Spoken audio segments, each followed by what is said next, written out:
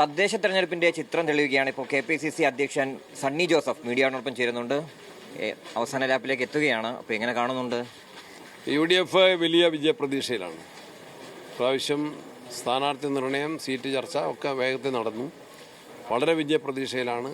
സർക്കാരിൻ്റെ ജനദ്രോഹ നയങ്ങൾ, തദ്ദേശ സ്ഥാപനങ്ങളുടെ ഫണ്ട് വെട്ടിക്കുറച്ചു, പട്ടികജാതി പട്ടികവർഗ ജനവിഭാഗങ്ങളുടെ ഫണ്ട് വെട്ടിക്കുറച്ചു.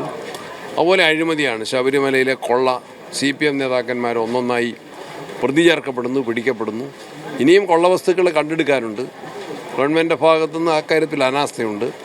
അതുകൊണ്ട് വിശ്വാസികൾ പ്രതിഷേധത്തിലാണ്. ഇതെല്ലാം വോട്ടായിട്ട് മാറും.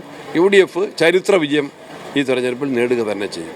ഈ ചിലയിടത്തെങ്കിലും വിമതശല്യമുണ്ട്. ആ വിമതരോട് എന്താണ് പറയാനുള്ളത്? അവരോടെല്ലാം ഐക്യജനാധിപത്യ മുന്നണിയുടെ അച്ചടക്കമുള്ള പ്രവർത്തകരായിട്ട് മാറണം. ആരെങ്കിലും ഔദ്യോഗിക സ്ഥാനാർത്ഥികൾക്കെതിരെ നോമിനേഷൻ ഉണ്ടെങ്കിൽ ഇന്നും നാളെയും ആലോചിച്ച് അവർ 24-ആകുമ്പോഴേക്കും എല്ലാവരും നാമനിർദ്ദേശ പത്രിക പിൻവലിച്ച് ഒറ്റക്കെട്ടായിട്ട് ഈ രാഷ്ട്രീയ മത്സരത്തിൽ എല്ലാവരും അണിചേരണം. ഈ മലപ്പുറം പൊന്മുണ്ടം പഞ്ചായത്തിലെ KPCC നേതൃത്വത്തിനെതിരെയും DCC നേതൃത്വത്തിനെതിരെയും അവിടുത്തെ ലീഗ് വലിയ രീതിയിൽ ആക്ഷേപം കൊണ്ടുവരുന്നുണ്ട്. ഈ യോഗത്തിലടക്കം ലീഗിനെ വർഗീയമായിട്ട് ചിത്രീകരിക്കാൻ വേണ്ടി ശ്രമിച്ചു എന്നാണ് അവർ പറയുന്നത്. ഈ ഒരുമിച്ചുള്ള മത്സരം ഒഴിവാനുള്ള കാരണം പോലും ഈ KPCC DCC നേതൃത്വം എന്നാണ് അവർ ആക്ഷേപിക്കുന്നത്. ഞാൻ അത് പരിശോധിക്കും, മനസ്സിലാക്കിയിട്ടില്ല. ഒന്നുകൂടെ മനസ്സിലാക്കണം. ജില്ലാ കമ്മിറ്റിയായിട്ട് ബന്ധപ്പെട്ടിട്ട് പറയാം. ക്യാമറ പേഴ്സൺ സാദിഖിനോടൊപ്പം RB സനു, മീഡിയ 1.